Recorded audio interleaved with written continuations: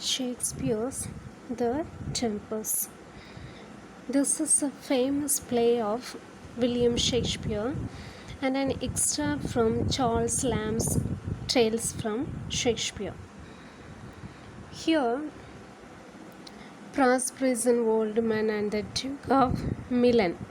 Miranda, Prospero's daughter, Sycorax, a witch and an old enemy of Ariel.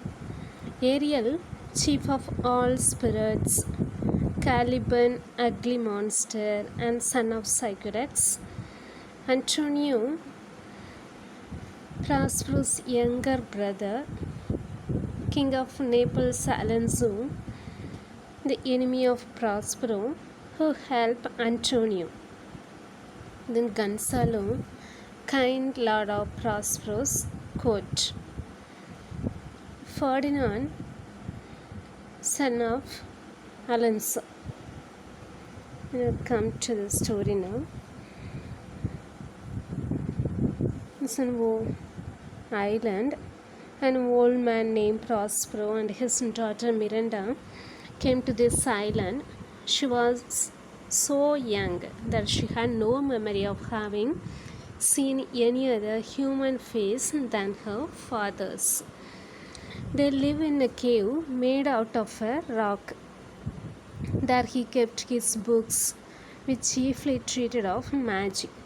By virtue of his art, he had released many good spirits from a witch called Sycorax. Sycorax imprisoned in the bodies of large trees. These gentle spirits were obedient to the will of Prospero. Of this, Ariel was the chief of all spirits. Ariel tormenting an ugly monster called Caliban because he was the son of his old enemy Sycorax. Caliban was employed like a slave to fetch wood and to the most laborious offices. Ariel had the charges of compelling him to these services. With the help of these spurs, Prospero could command the winds and the waves of the sea. By his orders, they raised a violent storm, and he showed his daughter a fine large ship, and he told her that was full of living beings like us. Miranda told his father to show pity on the poor souls, otherwise they will all perish. Prospero ordered the spirit that no person in the ship shall receive any hurt. Then Prospero asked his daughter Miranda, "Can you remember a time before you came to this island?"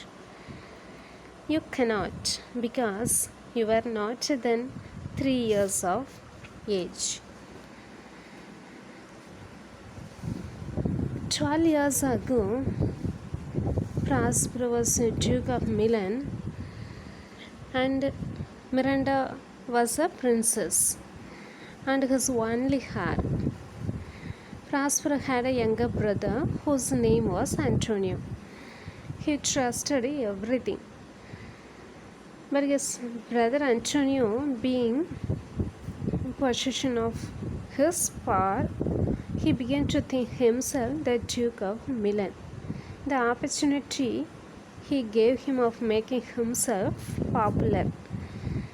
In his bad nature, a proud ambition to deprive him of his dukedom.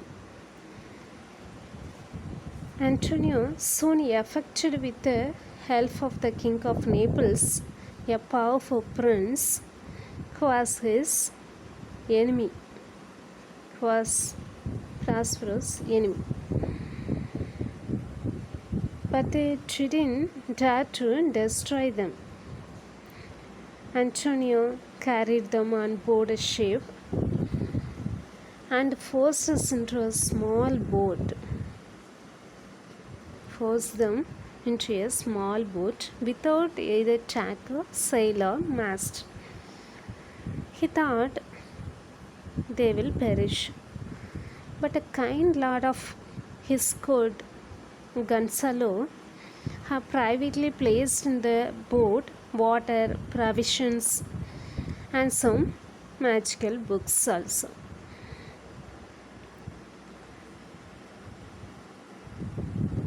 Here, Miranda was a little angel that did preserve Prospero.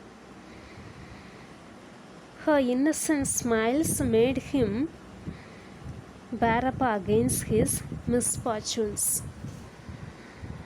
Miranda wanted to ask the reason for raising this sea storm.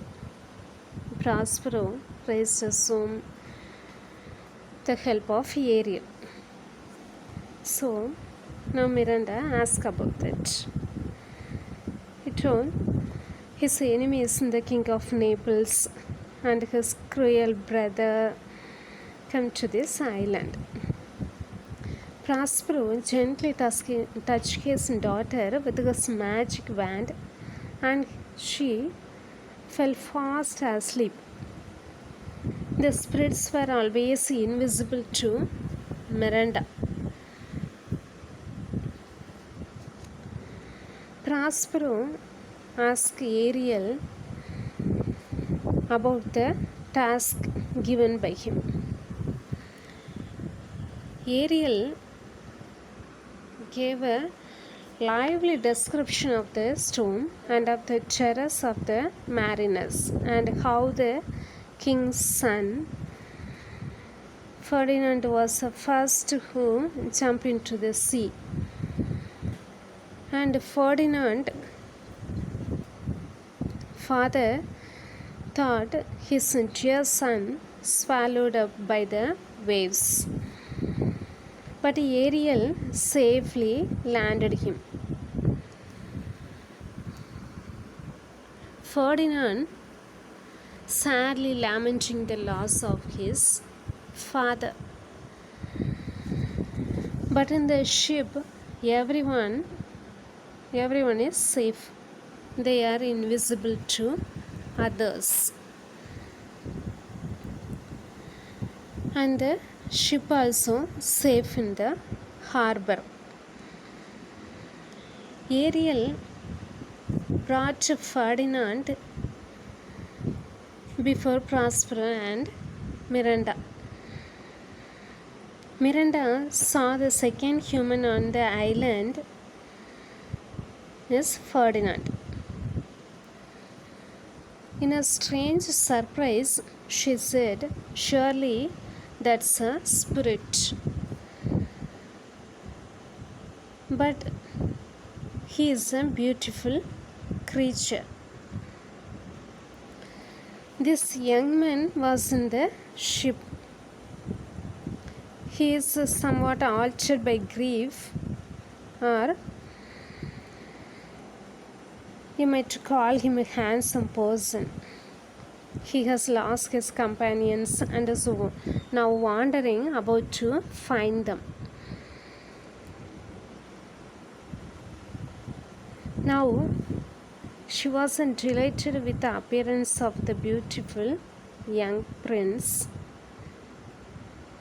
And Ferdinand seeing such a lovely lady in this desert place. And Ferdinand thought Miranda was the goddess of the place, and he began to address her.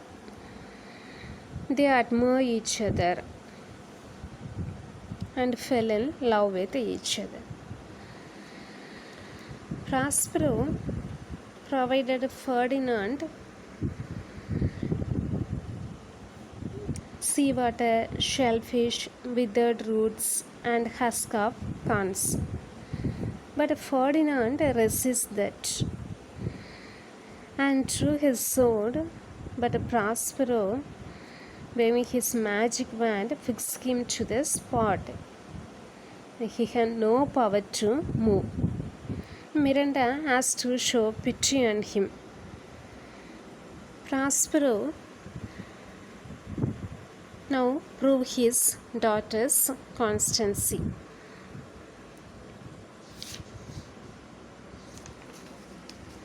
And Prospero had commanded Ferdinand to pile up some heavy logs of wood. But Miranda told him, "Do not work so hard. My father is at his studies. Please take a rest." But Ferdinand didn't take any rest. "I must finish my task before I take my rest," he told like that.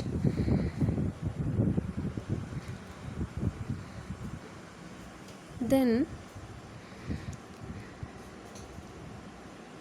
Prospero, who had enjoyed Ferdinand this task merely as a trial of his love, was not at his books as his daughter supposed, but was standing by them invisible to overhear what they said.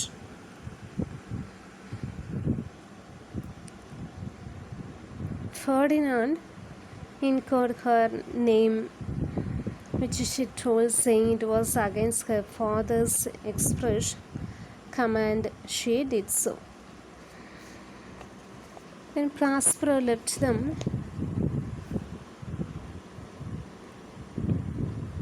it also talking themselves. Then Miranda and Ferdinand fell in love at first sight. Yet Prospero tests Ferdinand and fixes his marriage with Miranda.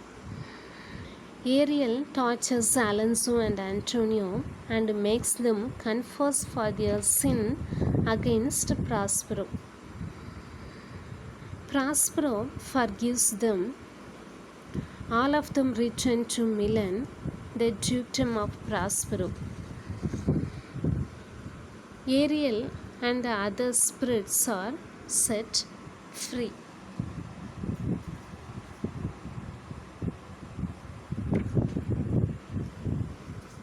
At last, they all went to their dukedom.